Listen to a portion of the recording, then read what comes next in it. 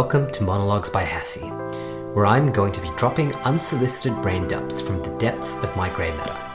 I'll talk about life, money, society, and self-development, plus whatever else lies up there, whilst hopefully not getting cancelled in the process.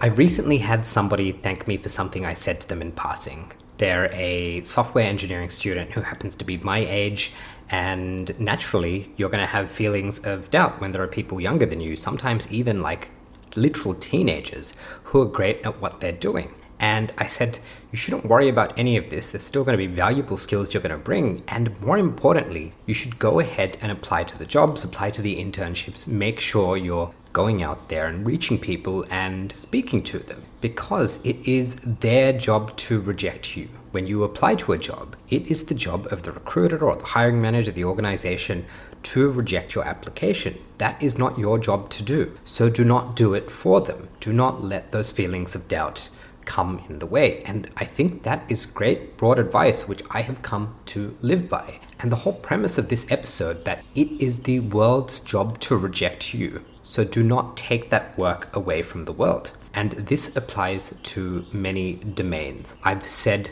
very similar things when it comes to something like dating. Now, dating is an interesting thing because I probably have much more luck than what I deserve. But it is not luck. It is because I will go and get rejected hundreds, multiples, many hundreds of times on something like, any of the apps or just talking to people. And the reason I have even the level of abundance that I have at the moment when it comes to going out on dates and meeting great people is because I'm willing to get rejected hundreds of times. Now, that doesn't mean you don't do things to make yourself more attractive and you don't learn how to talk to people better, but rejection is simply a natural part of what you are going to encounter. And I always tell men who are kind of hesitant to ask somebody out is that in the Western world for the last couple of 100 years, or for at least the last 100 years, women have been protesting, getting into the streets for the right to work. So why are you going to take their work away from them? Their work is to reject you. And once they do, you be respectful and you go and move on to the next prospect. And if you're a young woman listening to this, then the same principle applies to you. Why are you going to let those lazy men why would you reject yourself? Go ahead and ask, because I've always found it very endearing when I've gone on a date and I've had the person ask me for a second date. Even if my answer is no, I think I have a lot of respect for the fact that the person said, hey, I'm going to go ahead and ask rather than wait for you to do everything. And so that is always a very admirable quality that I see in other people, that the fact that they go and ask. And the beauty of being rejected and being rejected very early is you reduce ambiguity. That's the reason I love to do it in dating. That's the reason I love to do it. The other things I'm doing, you can quickly rule out possibilities. And this year for me is about getting rejected more than ever. And I'm not just talking about dating, because that is, I think as a 30-year-old male, that's maybe a discussion for another day. It does seem to get a lot easier than when I was 21.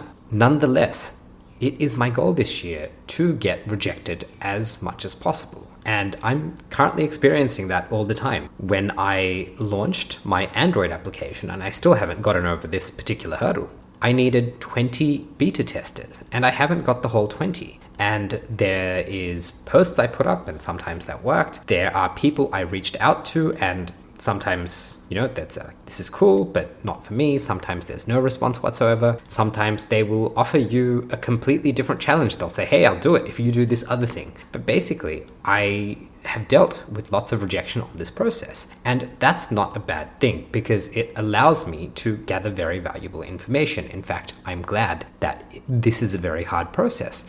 Because what I've learned is that, maybe you need to go and change your offer. Maybe you need to reframe how you're approaching people with this particular product that you are offering. So for me, that is a marketing problem. And I got to speak to a few marketers last week, and that is my core takeaway. So I'll be redoing how I come up with the offer. I'm also rereading Alex Hormozy's $100 million offers to change the way I approach the world with my offer for my meditation application, Illuminate Me. And this is just something that we need to do. When we're dealing with life, whether you're applying for a job, whether there's a cute guy or a cute girl and you want to ask them out, whether you're applying, if you're launching your own business or you're launching an app and you need to get something from other people, but you're not sure whether they're going to give it to you, go ahead and ask them for it. If you need their time, if you need their expertise, because essentially the very worst thing that can happen is you get a no. And if you get a no, you eliminate that option. It is the best thing you can hear. And sometimes the no is not going to be explicit. Sometimes that no is going to be complete silence. And that is okay too,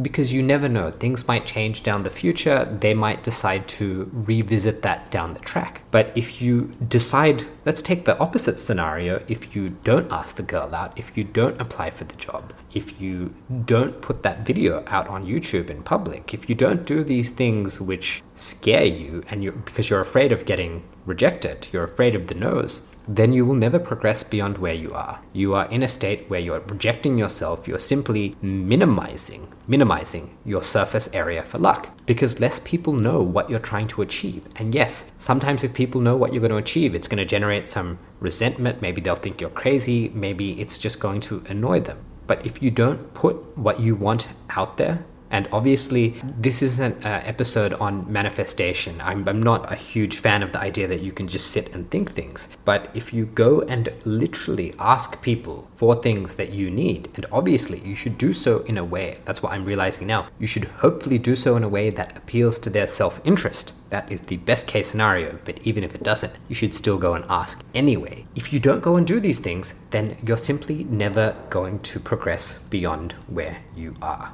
We live in a world where we need other people to work with us. If you're a business owner, then you rely on your customers to come into your store so they can buy your products or, use your services. So you are constantly going out to the market and you are asking people to come in. Say, hey, come to me rather than the competition. This is what we offer.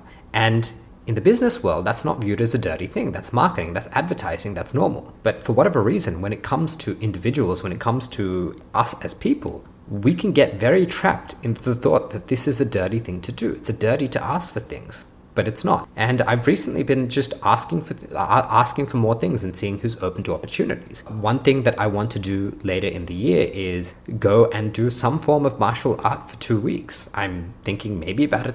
Thai Island, but it really doesn't matter what I do. But I put the message out, and so far no one's taken me up on it. But I'm glad I'm putting the message out, because at least I know who do I not need to ask in the future. It's like I'm ruling out potential options for the whole idea that you're going to go do Muay Thai or judo or karate or whatever it is somewhere in the world for 2 weeks and just learn how to fight a little. And so it's about finding people who are interested in doing what you're doing. And there is a lot to be gained from going ahead and being rejected. I would say majority of my success up until this point has been through getting rejected. I actually recall during university, I had to give a presentation to the kind of chemical engineering students. And part of my presentation actually became, I'm not sure if it's still there, but it became a material that lecturer used for a few sessions after I'd left. And it was basically the story of how I went when I was a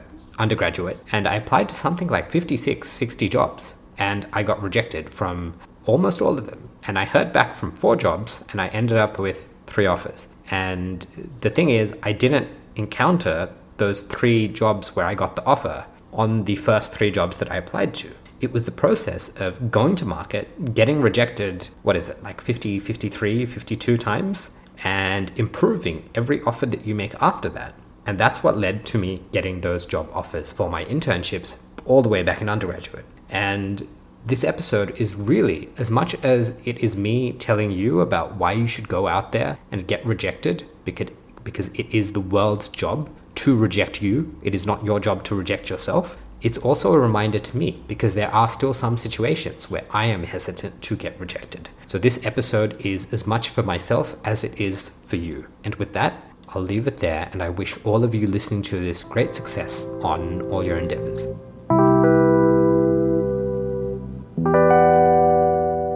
You've just made it through another episode of Monologues by Hassie. It brings me great pleasure to know that you made it to the end. To listen to more episodes, subscribe on your favorite podcast app or visit monologuesbyhassie.com. Thanks Thanks for swinging by.